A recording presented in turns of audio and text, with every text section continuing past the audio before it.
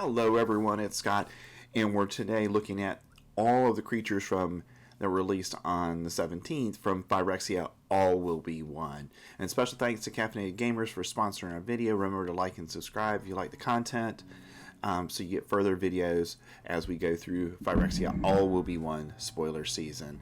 So let's get started looking at the creatures that we saw yesterday. So first we have Annex Sentry for 2 and a white mana. You get an artifact creature that's a Phyrexian cleric. It has Toxic 1. When Annex Sentry enters the battlefield, exile target artifact or creature an opponent controls with mana value 3 or less until Annex Sentry leaves the battlefield. And it's a 1/4 creature, so it's a little bit tougher than some of the things that we've seen like Brutal Cathar. But this allows you to take out a creature, so I think there's some playability to this. Certainly if there's a toxic deck, this is going to be a card that's in that deck. Alright, next card we have Mandrake Glory Dominus for 2 and 2 white mana. You get a 4/4 legendary creature that's a Phyrexian horror. If one or more tokens would be created under your control, twice that many of those tokens are created instead. And then for 1 and 2 Phyrexian mana, sacrifice 2 other artifact and or creatures. Put an indestructible counter on Mandrake Glory Dominus. So this, I think, is a very good card, and I think we're going to see it in Standard because of that ability to double the number of tokens that you're creating. There's a number of Phyrexian Might token generating cards that we've seen already, and so I think this goes right into that deck and helps that deck grow in size. So both of these cards are probably part of that toxic Phyrexian Might deck that we're probably going to see in Standard.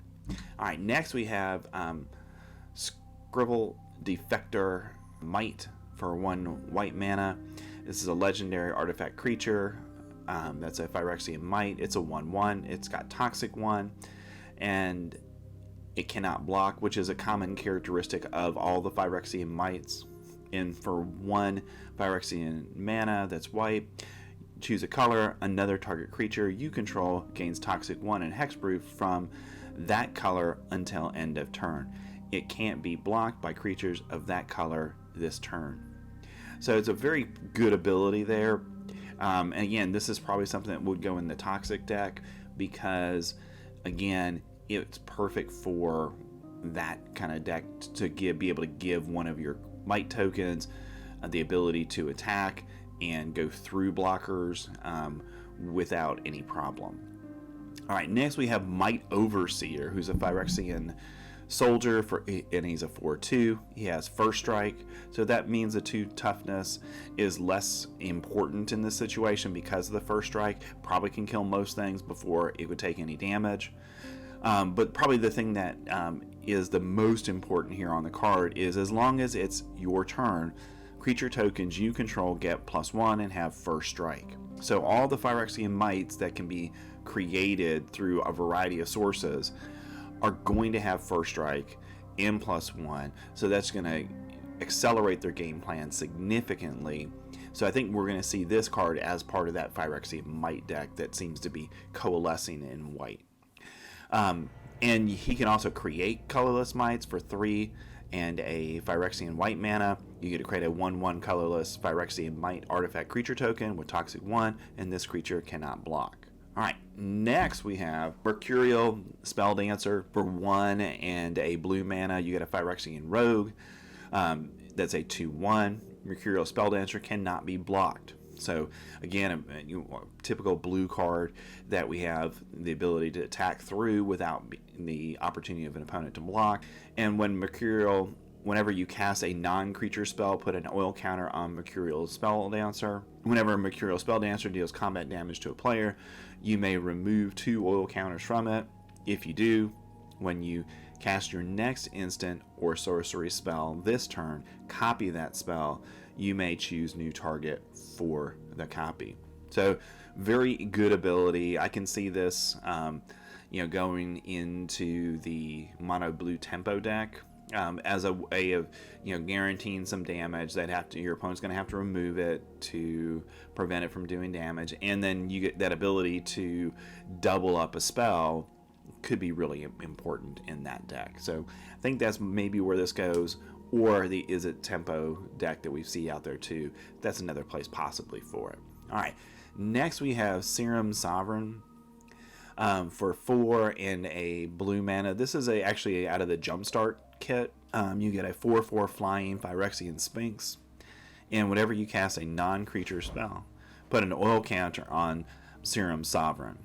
Okay, and then for a blue mana, you can remove an oil counter from Serum Sovereign and draw a card, then scry 2. This is why I think, I usually when we talk about Jumpstart cards, I don't even talk about them because they're really not good enough for standard. But this one actually has a chance to be, even though it's 5 mana, because it could be a very strong card draw engine. So again, that mono blue tempo deck might be a place for a copy or 2 of this, because you get that ability to just go ahead and you cast your non-creature spell, you put an oil counter on it, and then immediately you have the ability to go ahead and draw another card with this Sovereign. Alright, next we have Archfiend of the Dross for 2 and 2 black. You get a Phyrexian Demon that's a 6/6. It has flying, and then Archfiend of the Dross enters the battlefield with 4 oil counters on it. At the beginning of your upkeep, remove an oil counter from Archfiend of the Dross. Then, if it has no oil counters on it, you lose the game. Whenever a creature an opponent controls dies, its controller loses 2 life. So, Archfiend of the Dross, powerful card, but the drawback of you only have basically 3 turns with it in play for you to finish your opponent. And I think that's potentially the drawback of the card. I mean, a 6/6 flyer for 4 mana, great value. The question is, with proliferation, is there enough proliferation cards that would hit black to be able to keep this going beyond those 4 counters that are initially on it? If there's a way to do that, then it's playable. If not, it'll end up as a card that's powerful but doesn't see play, because right now standard is so mid-rangey that this could become a problem for that mid-range deck to use. Alright, moving on, we have Caramonics, the Rat King for 1 and 2 black mana. You get a legendary creature that's a Phyrexian Rat. That's a 3/3. He has Toxic 1, and other rats you control have Toxic 1. And we've had other rats in other sets, so possibly, there is a potential, with the Rat King to go ahead and create a toxic deck around rats. When Caramonics enters the battlefield, look at the top 5 cards of your library. You may reveal any number of rat cards from among them and put the revealed cards into your hand. Put the rest on the bottom of your library in a random order. So, very powerful ability to go grab stuff as well. So if a rat deck does develop, this is definitely the number 1 card in that deck. But I don't know if we have enough rats at this point to make that happen. Next we have Geth, Than of Contracts for a colorless and 2 black mana. You get a legendary creature who's a Phyrexian zombie. That's a 3/4. The drawback of the card is other creatures you control get -1/-1.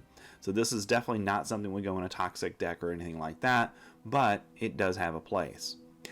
For 1 and 2 black mana, you can tap it and return target creature card from your graveyard to the battlefield. It gains if this creature would leave the battlefield, exile it instead of putting it anywhere else. Activate only as a sorcery.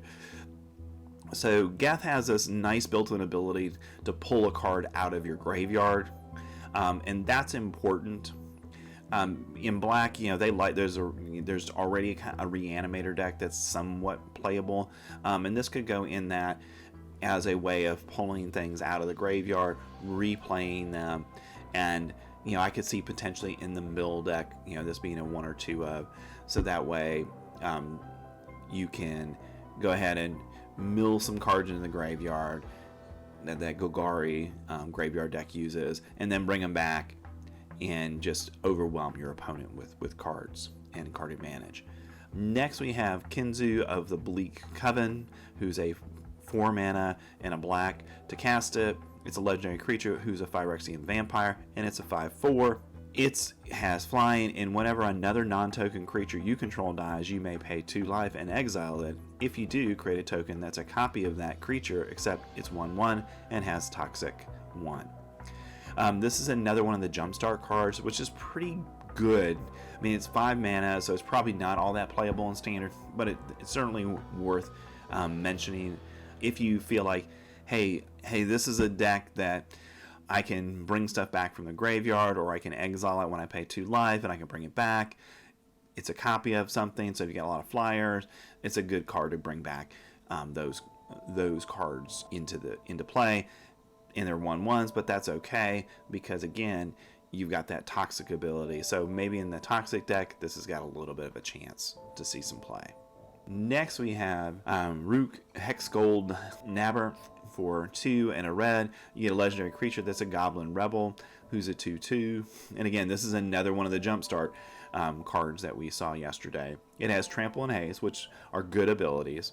And whenever an equipped creature you control other than Rook, Hex Gold Nabber attacks or dies, you may attach all equipment attached to that creature to Rook.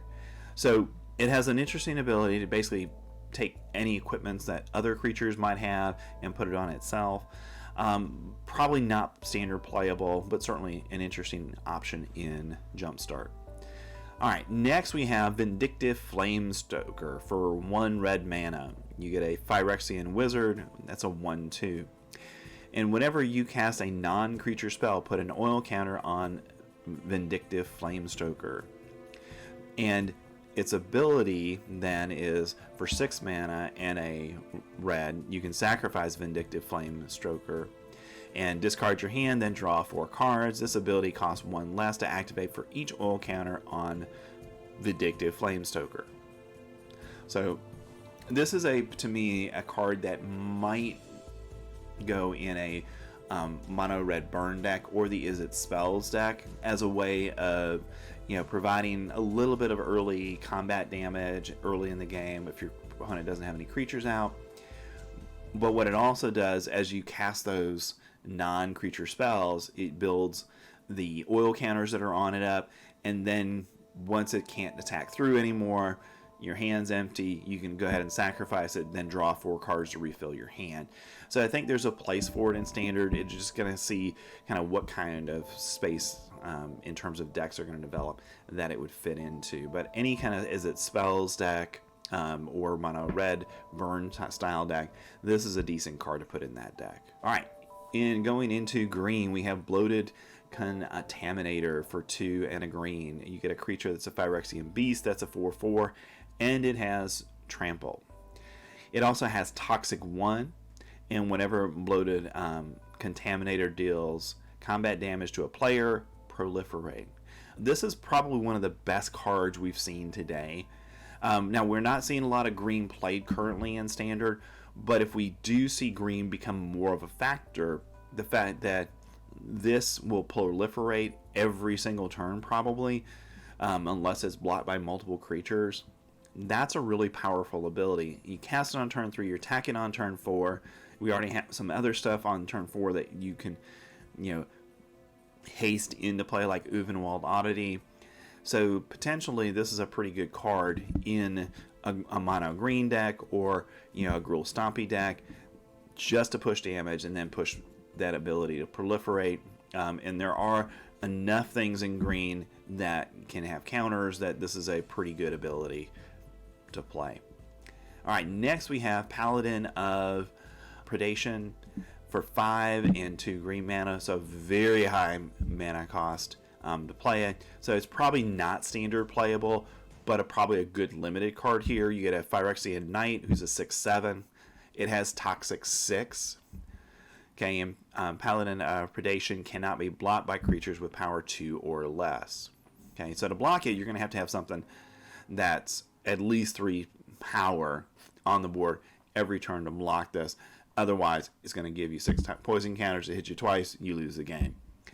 So again, the only problem I'm seeing with this, it's 7 mana, and 7 mana is just really difficult to play in standard unless you're a planeswalker or a board wipe spell.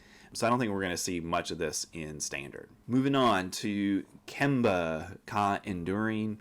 For a colorless and a white mana, you get a legendary cat cleric who's a 2/2, and whenever Kemba, Ka Enduring, or another cat enters the battlefield under your control, attach up to 1 target equipment you control to that creature. Equipped creatures you control get +1/+1. So it looks like Kemba is really, the quote-unquote equipment lord of the set. So anytime you're attaching stuff to a creature, then you can go ahead and get that +1/+1 bonus for that, and then you also have the ability for 5 mana to create a 2/2 creature, and that's a white cat token. So I think there's some playability in this if an equipment deck does form, but we've seen cards like this in the past that turned out to be not impactful in standard at all. So that's probably where Kemba is going to be, but you never know. If there is some really good equipment that people really want to play, then Kemba might just have a place in standard. Venerated Rot Priest costs 1 green mana. You get a Phyrexian Druid. That's a 1/1. It has, again, Toxic 1, like many of the green and black creatures do. Whenever a creature you control becomes the target of a spell, a target opponent gets a poison counter. So this is, I think, a really powerful ability because black has so much removal right now that other colors, especially green, are hard to play because, to be honest, it's really easy for black to kill things because you've got Go for the Throat, you've got Infernal Grasp, now we've got Sheoldred's Edict, you've got Cut Down, lots of ways to kill things that are small in standard.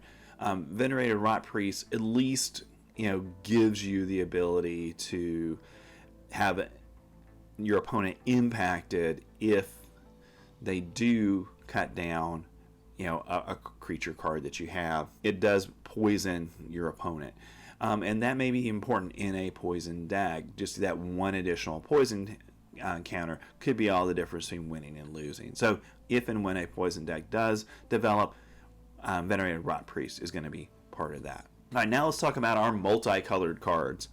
We have Malira the Living Cure. For a green and a white mana, you get a legendary creature who's a human scout and is a 3/3. If you would get 1 or more poison counter, instead you get 1 poison counter, and you can't get additional poison counters this turn. So this is protecting you as a player from poison counters. So I think if the poison deck does see a lot of play, this is a card that potentially is an answer to poison counters. And then you can exile Malira the Living Cure, choose another target creature or artifact. When it's put into the graveyard this turn, return that card to the battlefield under its owner's control. So also then you can bring something back from the graveyard if you go ahead and exile Malira the Living Cure. So playable card, especially as a defense against poison decks, but we'll have to see if there's a green-white deck that develops that's an answer to that. Right now, green-white really isn't seeing much play outside of the Enchantments deck, so we'll have to see if it sees any more play than it currently does. Next, we have Slaughter Singer. For a green and a white mana, you get a Phyrexian Cleric. That's a 2/2. It has Toxic 2. And whenever another creature you control with toxic attacks, it gets +1/+1 until the end of turn. So you're getting a 2 mana 3/3 probably. That when it does combat damage, it's going to give 2 poison counters to your opponent. So I think, again, this is another card that looks like, from what we're seeing today at least, the poison deck might be a green-white deck that we would see coming into play as Phyrexia All Will Be One standard season begins. Alright, next we have Glissa Sunslayer. For 1, a black and a green mana, you get a legendary creature. It's a Phyrexian zombie elf. It has First Strike and Death Touch. And it's a 3/3. Whenever Glissa Sunslayer deals combat damage to a player, choose 1, you draw a card and lose a life, destroy target enchantment, remove up to 3 counters from target permanent. So very good card. Golgari is already seen play as a graveyard deck, so this could fit right into that as something that can deal with some of the potential problems that we're seeing in Standard right now with that ability to destroy enchantments. That means Wedding Announcement could be destroyed, Fable the Mirror Breaker could be destroyed by Glissa just by attacking through and hitting your opponent.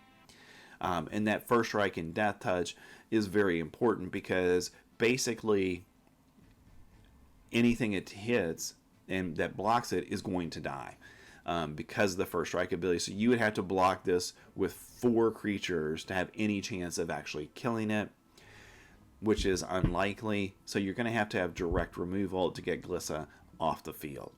So the Golgari deck, that's a graveyard deck, might want this as a good attacker in Standard. All right, next we have Uzuri, Stalker of the Spheres. For 2, a green and a blue mana, you get a legendary creature. It's a Phyrexian Elf Warrior. That's a 3/3. And when Uzuri, Stalker of Spheres enters the battlefield, you may pay 3. If you do, proliferate twice. Whenever you proliferate, draw a card. Okay, so for 4 mana, and if you have 3 extra hanging around, basically you're going to draw 2 cards for that, and then proliferating twice means you're going to add 2 counters to everything that you have in play. So Uzuri, if there is a dedicated proliferate deck, is a good card for that. Now the question is, are we going to have enough in green and blue to put that kind of deck together? Right now I'm not seeing it, but we've seen only a small portion of the set, so as we get more, we'll have a better idea of whether Uzuri is going to see some play or not. Next we have Ovika Enigma Goliath. For 5, a blue and a red mana, you get a legendary creature. It's a Phyrexian Nightmare. That's a 6/6. It has flying, it has Ward 3, and pay 3 life. So that's a real powerful ability. You got to pay 3 mana and pay 3 life to attack Ovika. And whenever you cast a non-creature spell, create X/1/1 red Phyrexian Goblin creature tokens, where X is the mana value of that spell. They gain haste until the end of the turn. So this is a potentially really good card in the is it spells or is it tempo deck. Probably has a 1 or 2 of. You cast it in the late game, and then it's hard to remove. And also, what you'll also be getting is those red Phyrexian Goblin creature tokens that will give you additional attackers, hopefully to do that last little bit of damage. Now, is this a card we're going to build around? Probably not, because the high mana cost. Next, we have Venser, Corpse Puppet for a blue and a black mana. Venser is a legendary creature that's a Phyrexian zombie wizard and is a 1/3. He has lifelink and toxic 1. And whenever you proliferate, choose 1. If you don't control a creature named the Hollow Sentinel, create the Hollow Sentinel, a legendary 3/3 colorless Phyrexian Golem artifact creature token. Or you get to target artifact creature you control gains flying and lifelink until the end of the turn. So Venser's an interesting creature because, again, as long as you get that proliferate going, you're going to see artifact creatures gain, potentially a target artifact creature gaining flying and lifelink that turn, or you're going to create the Hollow Sentinel as a creature that you can have on the field that would be something that you can use Venser's ability with to give lifelink and flying. So right now I'm not sure where Venser fits in, but we'll have to see if, again, a proliferate deck really does develop and what colors it's going to develop in to see really where Venser fits into the format. And last but not least, we have Graza, Unstoppable Juggernaut for 8 mana. He's a legendary artifact creature that's a Juggernaut, and he's a 7/5. Juggernauts you control attack each combat if able. Juggernauts cannot be blocked by walls, and other creatures you control have base power toughness of 5/3 and are Juggernauts in addition to their other creature types. So basically, you play Graza, and then all of your creatures become 5/3s, and they're now Juggernauts, and they have to attack every turn. I could see this in a token deck is a great top end of that kind of deck. But again, the 8 mana cost is what's going to be the thing that really makes it difficult. But we have all the Power Stone generation from the Brothers War, and if we can generate enough Power Stones, then you can turn all your creatures into 5/3 Juggernauts, and at that point it's going to be really hard for your opponent to win the game. And then last but not least, we have Mire Convert. For 2 colorless mana, you get an artifact creature that's a Phyrexian Mirror, and it's a 2/1. It has Toxic 1, and you can tap it, pay 2 life to add 1 mana of any color. So I think in any kind of 4 or 5 color deck, you want some mana fixing, and you're willing to pay some life for it. Mirror Convert is a decent card to play. All right, that's it for the cards that were spoiled today on the Phyrexia All Will Be One spoiler stream and from other sources today. So we saw a lot of cards today, 50 cards plus in total, and lots of interesting stuff. So I think we're going to see a poison counter deck definitely form. That Phyrexian Might deck probably is going to form as well. How good they are, I don't know yet, but those are some new things that I think we're going to see in Standard moving forward. Again, special thanks to Caffeinated Gamer for sponsoring our video and our content, and we'll be back tomorrow with more Phyrexia All Will Be One spoilers. Thanks for staying to the end of the video.